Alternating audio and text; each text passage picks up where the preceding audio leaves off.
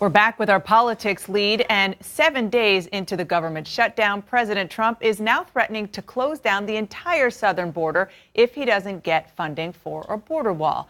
Joining me now is outgoing Democratic Senator Joe Donnelly of Indiana. Senator, thank you so much for coming on with me. Thank you very much. Thank you. We are in day 7 of this partial shutdown. What do you think the end game is here? Well, we voted before Christmas in an agreement with the administration on a $1.3 billion number. And the president changed his mind the next day. And so the biggest problem is we need to find out, when the president will say, we'll take yes for an answer, has been the problem. And so the end game here, it's going to eventually get to a point where the House will be having Nancy Pelosi as Speaker, and they'll send over a $1.3 billion bill, I imagine, something like that. Look, there's a way that we can do this, but the president is not going to get his border wall, not with the change that's coming.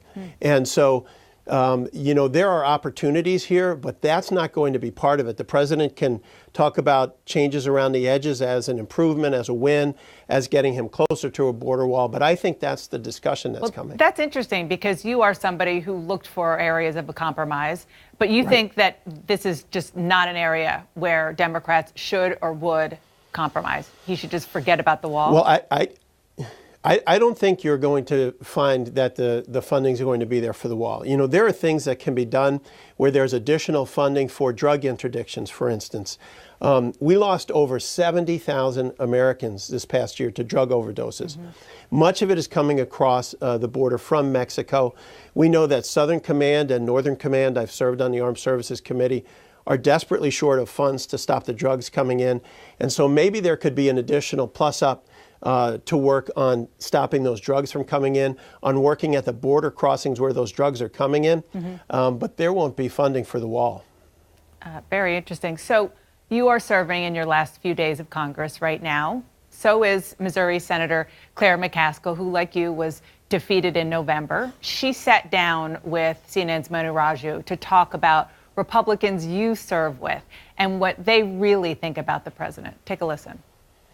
Now, they'll tell you, if it's just the two of you, the guy's nuts. He doesn't have a grasp of the issues. He's making brash decisions. He's not listening to the people who know the subject matter. But in public, if they go after him, they know they get a primary. And they know that's tough. Senator, have you heard similar things from your GOP colleagues? Well, we know they're very, very concerned about the primary situation. And look, in the work we do, everything is based on your word, and your word is your bond.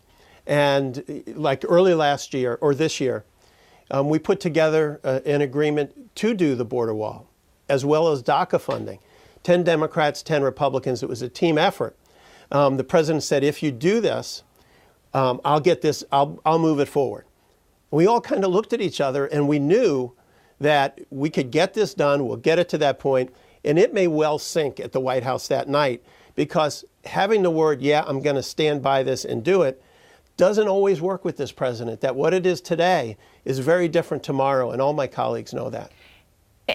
But on the notion that Republicans, in the cloakroom, on the floor, are saying to you and your fellow Democrats that kind of thing, or as Senator McCaskill said, they think he's nuts or whatever, choose your adjective.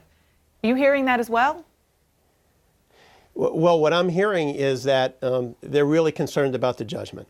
That we know as a Senate how to get out of this process, but we don't know how we ever get an agreement out of the White House, for instance, on the wall. There's paths there that we have all talked about and that can get done, but the problem is it then gets to the point where there's an agreement one day, then the next day they listen to Rush Limbaugh and everything changes. And so that's the problem, is there's no consistency from day to day. I want to ask you about your party, about the Democratic Party. You lost in Indiana in November. McCaskill, we just talked about, lost in Missouri. Heidi Heitkamp lost in North Dakota. The Democratic Party was already receding to the coasts, even more so now. So can the Democratic Party, your party, be viable without appealing to the interior of the country where you live and where you represent? Boy, I don't know how you do that. I mean, I was fortunate enough, I got more votes in this midterm than any Democrat in Indiana in modern history. But it wasn't quite enough because the president came 3 times in about the last week, 6 times in about the last month and a half, and said, this is about him. And he said, if you don't vote, basically, you're betraying me.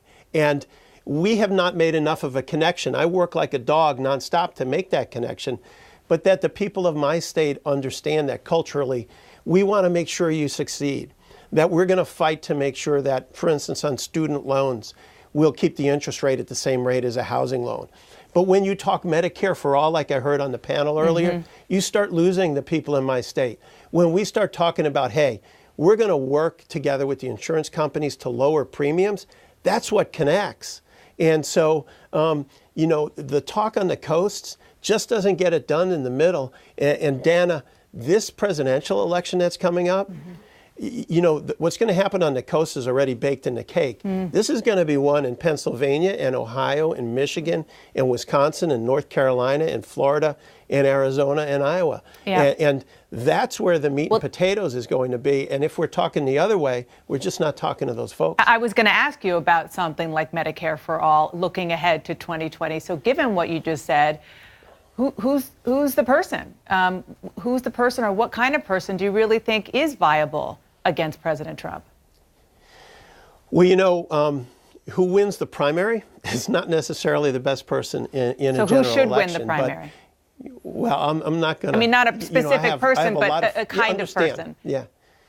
A kind of person who can go into Michigan and go to the auto plant and have spent time there before and have talked to the workers there and have talked to the families at the churches and have talked to them about how important it is for their kid to get decent health care, and that decent health care is with lower premiums and coverage for all.